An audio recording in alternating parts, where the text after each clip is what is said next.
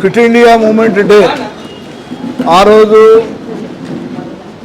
విదేశీ వస్త్రాల బహిష్కరణ, స్వదేశీ చేనేత, తర్వాత మిగతా మన యొక్క వస్త్రాలను మాత్రమే ధరించాలని ఆ రోజు విదేశీ వస్త్రాలను కాలబెట్టి గాంధీజీ క్విట్ ఇండియా మూమెంట్ నడపడం జరిగింది.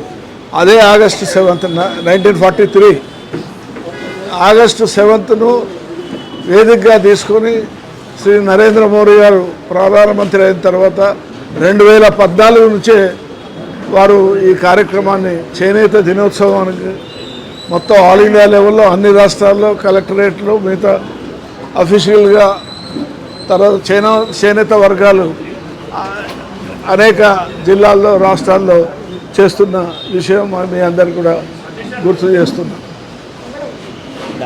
రండి.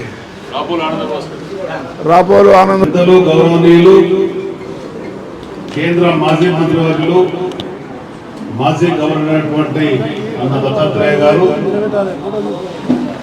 వారి కుమార్తె అయినటువంటి తెలంగాణ రాష్ట్రంలోనే అలాయ్ బాయ్ కార్యక్రమాన్ని అన్ని వర్గాలకు చూపిస్తున్నటువంటి సోదరిమణి విజయలక్ష్మి గారికి, పెద్దలు పార్లమెంటు మాజీ సభ్యులు అన్న రాపాల భాస్కర్ గారికి, ఈ కార్యక్రమాన్ని నడిపిస్తున్నటువంటి అన్న మన శ్రీరాములు గారికి, రాష్ట్రపతి గారికి, దుష్యంతల గారికి, రూప గారికి, శారద గారికి, పాల్గొన్నటువంటి సోదర సోదరిమణులకు, ప్రత్యేకంగా మా సోదరుడు కడతం నరసింహరావు గారికి, దాస్ సురేష్ గారికి, పుణ్య శ్రీధర్ గారికి, అదేవిధంగా జయరాజు గారికి, సత్యం గారికి, నమస్కారాలు. పత్రికా మిత్రులందరికీ నమస్కారం. ఈరోజు భారత ప్రభుత్వం దేశంలో నిర్వహిస్తున్నటువంటి చేనేతల సందర్భంగా ఈ దేశంలో ఉన్నటువంటి వివిధ మతాల వాళ్ళు, వివిధ కులాల వాళ్ళు చేనేత నమ్మకం చేసినటువంటి ప్రతి ఒక్కరికి ఈ దేశ ప్రయాణికులందరికీ హృదయపూర్వక శుభాకాంక్షలు, వందనాలు. మనిషి మానవ మనుగడకు నాగరికత నేర్పింది వస్త్రం అనేది తెలిసినటువంటి విషయమే. మనిషి నగ్నంగా ఉండేటువంటి దేహానికి వస్త్రాన్ని ఇచ్చినటువంటి చేనేత బిడ్డల యొక్క శ్రమకు, చేనేత బిడ్డల ప్రతిభకు, వాళ్ళ యొక్క శక్తియుక్తులకు గుర్తింపు ఇవ్వాలని చెప్పని సోదరుడు ఎర్రమాధవ వెంకన్న గారు ఆలోచన చేసి పెద్దలు రాపాల భాస్కర్ గారి ద్వారా కేంద్ర ప్రభుత్వం విజ్ఞప్తి చేస్తే కేంద్ర ప్రభుత్వం ముందుకు వచ్చి 2016లో ఈ దినోత్సవాన్ని ప్రకటిస్తూ భారత ప్రధాని గౌరవనీయులు నరేంద్ర మోడీ గారే చెన్నై ప్రాంతంలో ఆ కార్యక్రమానికి మొత్తం ప్రారంభించిన విషయం తెలిసిందే. కానీ ఇంతకుముందు మాట్లాడుతున్న వక్తలు చెప్పినటువంటి దానికి అనుగుణంగా కేంద్ర రాష్ట్ర ప్రభుత్వాలు ఈ వస్త్ర పరిశ్రమ మీద, చేనేత మీద సరైన దృష్టి పెట్టకపోవడం వల్ల రోజు రోజుకు ఇబ్బందులు పెరుగుతున్నాయి, వాళ్ళలో కూడా బాధలు పెరుగుతున్నాయి. గతంలో మనం చూసినాం, ఉమ్మడి ఆంధ్రప్రదేశ్ లో ఆత్మహత్యలకు రైతులు ఒకవైపు ఉంటే మరొకవైపు చేనేత వర్గాలు ఉంటుంది. అటువంటి చేనేతను ఆదుకోవాలని చెప్పిన నాడు పెద్దలు కేసీఆర్ గారు ఉద్యమ నాయకునిగా సిరిసిల్ల ప్రాంతంలో పర్యటించవచ్చు. దానికి అనుగుణంగా 50 లక్షల రూపాయల నిధులను సమకూర్చి ధైర్యం చెప్పడంతో అన్న కార్యక్రమంతో మొదలైనటువంటిది. తిరిగి మళ్ళీ మేము ఆనంద బసరాన్న మేమందరం కూడా గత ప్రభుత్వ పరిపాలనలో ప్రభుత్వం ముందు అనేక సమస్యలు ముందు పెట్టి ఆ సమస్యల పరిష్కారంలో పాటుపడడం జరిగింది. కానీ నేడు ఉన్నటువంటి ప్రభుత్వాలలో అనుకున్న విధంగా వారికి చేతులు ఇవ్వడం లేనటువంటి బాధ ఉంది. మన తెలంగాణలో ఉండేటువంటి సంస్కృతిని ప్రపంచ వ్యాప్తంగా ఈ రోజు ఉండేటువంటి తెలుగు వాళ్ళందరూ ప్రపంచం ఎక్కడున్నా కానీ ఓ గద్వాల పట్టు చీరలో, నారాయణపేటలో ఈ విధంగా ఉన్నటువంటి అనేక వస్త్రాలను వాళ్ళు ఉపయోగించినట్టు చూస్తున్నాం. మన సంస్కృతి సంప్రదాయాలు కాపాడేటువంటి ప్రపంచ చేనేతలను మరింత ఆదుకునే విధంగా దత్తాత్రేయ గారు, మండల శ్రీరాములు గారు గతంలో ఏ విధంగా అయితే కేంద్ర ప్రభుత్వం నిధులు అటువంటి బడ్జెట్ అనుగుణంగా కేటాయింపు చేసిందో, పెరిగిన నిధులకు అనుగుణంగా ఈ నిధులను వచ్చే ఆర్థిక సంవత్సరంలో కేటాయింపు చేయడంలో మీరు చొరవ చూపెట్టాలని చెప్పని, అదేవిధంగా ఈ రాష్ట్ర ప్రభుత్వానికి కూడా రాబోయేటువంటి శాసన మండలి సమావేశాలలో నా వంతుగా గతంలో ఏ విధంగా అయితే ఇచ్చేటువంటి హామీలు ఉన్నాయో, చేసిన కార్యక్రమాలు ఉన్నాయో వాటిని మరింత పరిపుష్టం చేసే విధంగా రాష్ట్రంలో ఉండేటువంటి చేనేత వర్గాలు ఆత్మతో ఆత్మగౌరవంతో జీవించే విధంగా కేవలం పద్మశాలకే పరిమితం కాదు, వివిధ కులాల వాళ్ళు కూడా ఇందులో ఉన్నటువంటి విషయం స్పష్టంగా చూస్తున్నాం. ఈ చేనేతలో ఈ రోజు ఉన్నటువంటి దత్తాత్రేయ గారి యొక్క నేపథ్యం ఉన్నటువంటి సామాజిక వర్గం కూడా అక్కడక్కడ ఇందులో ఉన్నటువంటి విషయం వాస్తవం. అంటే వివిధ కులాలు వివిధ మతాలు వీరిపై జీవనం కొనసాగిస్తూ మన యొక్క శక్తి సామర్థ్యాలను ప్రతిబింబిస్తూ మన యొక్క ప్రతిభను చాటిస్తున్నటువంటి వర్గాలను కాపాడుకోవడంలో ప్రతి ఒక్కరు కూడా కృషి చేయాలని చెప్పని ఆ విధంగా ముందుకెళ్దామని చెప్పని మనసారా కోరుకుంటూ జై హింద్, జై జనత, జై జనత. ఆనంద ధన్యవాదాలు రమణ.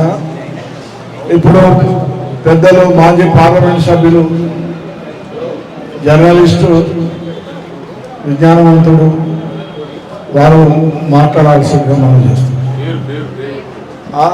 శ్రీ ఆనంద భాస్కర్ మాజీ పార్లమెంట్ సభ్యులు. చెప్తే అందులోనే ఉన్నదేమో అని అనుకున్నాడు. వయసు ఉడికిన తర్వాత అట్టనే ఉంటుంది. ఓం శ్రీ మార్కండేయాయ. నూలుపు బంధాన్ని దత్తన్న పేగు బంధంగా మార్చుకొని అలాయి బలాయి చేయడానికి అన్నట్టుగా మొన్నెప్పుడు ఫోన్ల మీద ఫోన్లు చేపించాడు. నేను ఇక్కడ ప్రయాణంలో ఉన్నా, ఎవరో పెద్ద మంది దగ్గర నుంచి ఫోన్లు వస్తున్నట్టున్నాయని చూస్తే బండారు దత్తాత్రేయ గారి ఏందో అని చివరి మాట్లాడి మధ్యకాలంలో నేను పెద్దగా అందుబాటులో లేను. ఈ ఇల్లు కూడా దూరలేను, ఇప్పుడే వస్తున్నా. ఆగస్ట్ 7 నాడు అని నవ్వు వచ్చింది, సంతోషం. పెద్ద మనిషి అని తలుచుకుంటా ఉన్నాడు. ఓకే అన్న, మీరు పిలిచినందుకన్నా మీ ఇంటి మీదకి వస్తా, నువ్వులా కలిసిపోతానని చెప్పిన. అదే రీతిలో వచ్చిన బంధువులారా, శుభాకాంక్షలు. దత్తన్న భూమిక ఏమిటి అనేటువంటిది, ఇవన్నీ విషయాలు చాలా ఉంటాయి. ఇది అధికారిక కార్యక్రమం కాదు. ప్రభుత్వాల గురించి ప్రతిపాదన ఇక్కడ చేయడం వల్ల ప్రయోజనం ఏమాత్రం లేదు. ఎక్కడ చేయాలో అక్కడ చేయాలి, యుక్తిగా చేయండి. అయితే దత్తన్న యొక్క భూమిక ఏంటంటే, మనం ఒకనాడు నాగోల్లోనో ఎక్కడో చైతన్య సభ, నాగోలేనా, అక్కడ చేసినాం. దానికి దత్తనను పిలిచినాం, మిగతా వాళ్ళందరినీ పిలిచినాం. దత్తన వచ్చేది వేరు. అంతకంటే ముందు భూమిక వేరు. వాస్తవానికి దాన్ని సమీకరించేది ఏదో మన మధ్య ఉన్నటువంటి అంటే కొంచెం ఐక్యత, అనుబంధం, అనురాగం, మమకారం, అలాయి బలాయి మనలో కూడా కొంచెం మంచిగా ఉండాలి అనేటువంటిది దానికోసం ఉంది. కానీ దాని రూపురేఖలు వేరే రకంగా పోతున్నాయి. సార్థకం కావాలి. సామాజిక వర్గమే బలహీనంగా ఉన్నటువంటిది, చాలా విచారంగా ఉంది, వికారంగా ఉంది. అలాంటి స్థితిలో ఏదో రకంగా ఒక అండగా మారాల్సిన అవసరం ఉంది. ఏ చిన్న ప్రయత్నం చేసినా ఆ ప్రయత్నాన్ని చైతన్య సభగా మార్చలేదు. ఆ సమయంలో దత్తాత్రేయ గారు వచ్చే సమయానికి నాకు వచ్చిన ప్రతిపాదన, నా మనసులోకి వచ్చినటువంటిది, మిగతా నా బంధువులు, మిత్రులు, నిర్వాహకులందరూ చర్చించినటువంటిది ఏమిటి అంటే, ఏదో ఒక అంశాన్ని సాధించుకోవాలి. ఏ అంశం సాధించగలుగుతాము? దత్తాత్రేయ గారు అప్పుడు ఆర్థిక శాఖ మార్చారు. ఆర్థిక శాఖతో అనుసంధానం చేస్తే కొంచెం ప్రయత్నం సాగుతుంది. అప్పుడు అరుణ్ జైట్లీ గారు అక్కడ బతికే ఉన్నారు. నేను పరాయి వాళ్ళని, వేరే పార్టీ వాళ్ళని అయినప్పటికీ కూడా ఆయనకు ఎందుకు అమితమైనటువంటి ప్రేమ వాత్సల్యం కూడా ఉండే. అందుకోసమే మధ్యలో రెండేళ్ళు నేను గది కూడా తప్పిన. అప్పుడు దత్తాత్రేయ గారు వచ్చినప్పుడు ఒకటే ప్రతిపాదన చెప్పిన, అన్న మీ ఆధ్వర్యంలో, మీ అధీనంలో మీకు సాధ్యమైనటువంటిది, మీ సంతకంతో జరిగేటువంటిది ఒక చిన్న పని అవుతుంది. ఈఎస్ఐలో పేద కార్మికుల్లాగా ఉన్నటువంటి కార్మికులు, తక్కువ జీతంతో వచ్చేటువంటి వారికి ప్రభుత్వం సంకల్పించి సమకూర్చేటువంటి వైద్యం ఈఎస్ఐ వైద్యం. అందులో టైలర్లకు, నేత కార్మికులకు అవకాశం ఇచ్చే విధంగా ఒక మార్పు తీసుకురావాల్సిన అవసరం ఉంది. ఆ మార్పు ఏమిటి అంటే, ఏక కార్మికునిగా, ఏక యజమానిగా ఉన్నటువంటి సంస్థలో కూడా ఆ వ్యక్తి ఈఎస్ఐకి అర్హుడుగా ప్రకటించాలి. ఆ ఈఎస్ఐ ప్రకటన కోసం ప్రతిపాదన పెట్టడమైంది. అక్కడ సభ ముందు చాలా మంది ఉంటాం, ఏదో మాట్లాడతాం, వాగ్దానం చేశారని. దాని తర్వాత నేను చేసిన చిన్న ప్రతిపాదన వెంటనే నేను మళ్ళీ ఢిల్లీ చేరుకొని దత్తన్నకు, అరుణ్ జైట్లీ గారికి ఇద్దరికి విడివిడిగా వారి శాఖాపరమైనటువంటి ఏం సంప్రదింపులు చేయాలి అనేటువంటిది నేను విన్నపం చేశాను. చేసిన మరుక్షణమే అప్పటికప్పుడు తను దత్తన్న పిలిచి దాని ప్రతిపాదనలు ప్రోత్సహించాడు, సంతకం చేశాడు, తన శాఖాపరమైనటువంటి ఆదేశాలు ఇవ్వడం జరిగింది. దాని మూలంగా దాని తర్వాత 9 నెలలు జరిగింది. అప్పటికి తన శాఖ మారిపోయింది, అది వేరే విషయం. కానీ దాని మూలంగా ఈనాడు ఏర్పడినటువంటిది ఏమిటంటే, ఏక కార్మికులుగా ఉన్నటువంటి నేత కార్మికుడు తన ఇంట తను వేసుకునే నేతకు, ఒకే కుట్టు మిషన్తో జీవించేటువంటి కుట్టు కార్మికులకి, దర్జీకి ఈఎస్ఐలో సభ్యత్వం పొందే ఆస్కారం దొరికింది. ఆ రకమైనటువంటి ఒక సౌజన్యం చూపించినటువంటి దత్తన్నకు ఈ సందర్భంగా శుభాకాంక్షలు. సోదరులు రమణ గారు, వనాల శ్రీరాములు గారు, ఇందాక కూరపాటి వెంకట నారాయణ గారు, కాశీనాథ్ గారు, యాదగిరి గారు, దుష్యంతల, వీరందరినీ కూడా ఇవాళ అలాయి బలాయికి మా దత్తన్న మిత్రుడు గారిని పెద్ద మనిషి ఆయన గురించి చిరంజీవి లేకపోవడం, అమ్మాయి చిరంజీవి సౌభాగ్యవతి విజయలక్ష్మి సామాజిక రాజకీయ జీవనంలో తనదైనటువంటి ఉనికిని కొంచెం మరింత పటిష్టం చేసుకోవడానికి కృషి చేస్తున్నటువంటి ఆ విజయలక్ష్మికి ఈ సందర్భంగా శుభం కలగాలనేటువంటి ఆశీర్వచనం చేస్తూ నేను ముగిస్తాను. ధన్యవాదాలు. చాలా ధన్యవాదాలు. ఒక జీవన విధానం, ఆ జీవన విధానాన్ని కొనసాగిస్తున్నారు కాబట్టి ఆయనకు అందులోనే తృప్తి ఉన్నది, అందులోనే ఆనందం ఉంది. డబ్బులో ఆనందం లేదని నిరూపించినటువంటి ఒక విజయ కుమార్ని మన అభినందన తెలియజేయాలి. అలాగే ఈ శ్రీధర్ గారు భక్తితోటి అమ్మవారికి చేరేది చెల్లిస్తున్నాడు. సో ఆ రకంగా చేనేత వస్త్రాలను మనము విరివిగా ప్రజలకు తీసుకురావాల్సిన ఉంది. ఇది రాజకీయ వేదిక కాదు కాబట్టి నేను రాజకీయాలు ఏమాత్రం మనం మాట్లాడను. కానీ చేనేత కార్మికులకు ఎవరైనా ఏ రాజకీయ పార్టీ అయినా కేంద్ర ప్రభుత్వం రాష్ట్ర ప్రభుత్వము రెండు కూడా చేనేత కార్మికులను ఆదుకోవాలని నేను మనసారా కోరుతా ఉన్నాను. ఎందుకంటే ఆత్మహత్యలు చేనేత కార్మికులు పని లేక ఆత్మహత్యలు చేసే పరిస్థితులు వస్తున్నాయి. ఆ పరిస్థితులు తెలంగాణలో రాబోయే తెలంగాణ సొల్యూషన్ అవ్వడానికి చేనేత కార్మికులకు అండదండగా ఉండాలని నేను మనసారా కోరుకుంటూ ప్రభుత్వం గతంలో చేనేత కార్మికులకు 4,000 రూపాయల పెన్షన్ ఇస్తామని చెప్పేసి ప్రభుత్వం ప్రకటించింది. నేను దయచేసి ముఖ్యమంత్రిని కోరుతున్నాను ఈ సందర్భంగా ఆ 4,000 పెన్షన్ ప్రతి చేనేత కార్మికులకు వచ్చే విధంగా అమలు చేయాలని ముఖ్యమంత్రి గారిని కోరుతున్నాను. అలాగే సొసైటీలు ఉన్నాయి, సొసైటీలో బకాయిలు ఉన్నాయి. ఆ సొసైటీలో ఉన్న బకాయిలు ఎన్నైతే ఉన్నాయో వాటిని కూడా ఇస్తే వాళ్ళ జీవనోపాధి ఇంకా పెరిగే అవకాశం ఉంటుంది. వాళ్ళ జీవనోపాధి పెరగాలి. వాళ్ళ జీవనోపాధి పెరగకపోతే వాళ్ళకి అగాధం ఉంటుంది. దాంతోపాటు నైపుణ్యాన్ని చేయాలి. చేనేత కార్మికులకు పిల్లలకు మంచి చదువు పంపించి వాళ్ళు కూడా డాక్టర్లు అలాగే ఎమ్మెల్యేలుగా, మంత్రులుగా, ఎంపీగా కావాలని నేను మా చేనేత సమాజాన్ని కోరుతా ఉన్నాను. చాలా తక్కువ మంది మేము వెతుకుతా ఉంటే ఎక్స్ఎమ్మెల్యే ఎవరు వ్యక్తులు దొరకలేదు మాకు. ఒక శ్రీరాము గారే మాకు దొరికాడు.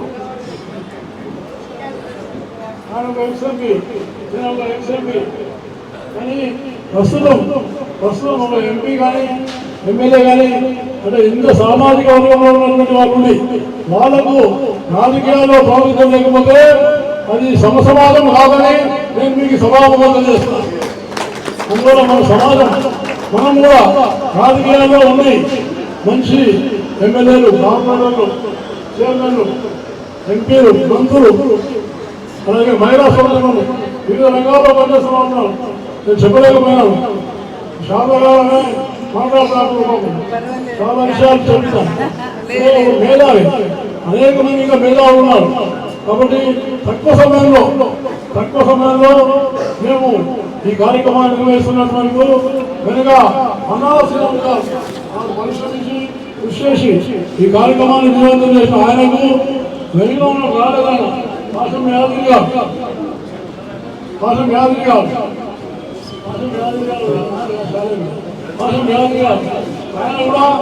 ఆయన కూడా వెనుక ఉండి ఎప్పుడు ముందు లేకుండా అదేపోలే ఫౌండేషన్కి దానికి ప్రోత్సహిస్తున్నటువంటి నాయకుడు పాశం యాదగిరి గారు. అలాగే నేను చివరిగా మీ అందరూ కూడా ఈ కార్యక్రమానికి ఉదయాన్నే వచ్చి ఈ కార్యక్రమాన్ని ఎంత మంచిగా విజయవంతం చేసిన అందరికీ ధన్యవాదాలు తెలియజేస్తున్నాం. ముఖ్యంగా మా విజయలక్ష్మి గారు ఫౌండేషన్ చైర్మన్, ఆమె 2 నిమిషాలు మాట్లాడి తర్వాత ప్రశంస పత్రాలు ఇప్పిస్తాం. కర్ణాటక ఒక్క నిమిషం అయిపోయినాక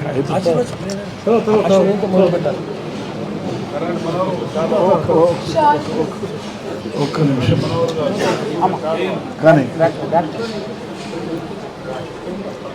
వేముల సదానందం ఒక్క నిమిషం ఇదైనాక వేముల సదానందం నేషనల్ కమిటీ పిలిస్తే ఆయన వేముల సదానందం రైట్